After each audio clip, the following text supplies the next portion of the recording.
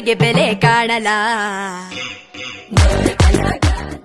ಮನುಷ್ಯ ತನ್ನ ಕೆಲಸವನ್ನು ತಾನು ಚೆನ್ನಾಗಿ ನಿಷ್ಠೆ ಶ್ರದ್ಧೆಯಿಂದ ಮಾಡಬೇಕು ಅನ್ನುವಂತಹ ಉದ್ದೇಶವನ್ನು ಇಟ್ಕೊಂಡಿರುವಂತಹ ಕಾಲಾ ಪತ್ತರ್ ಅಂತ. ಇದು ಹಿಂದಿ ಹೆಸರದು. ಕಾಲ ಅಂದರೆ ಕಪ್ಪು, ಪತ್ತರ್ ಅಂದರೆ ಕಲ್ಲು, ಕಪ್ಪು ಕಲ್ಲು ಅಂತ ಹೇಳಿ ಅದರ ಹೆಸರು. ಅಂತಹ ಒಂದು ಸಿನಿಮಾವನ್ನು ತೆಗೆದು ಇವತ್ತು ಅದನ್ನು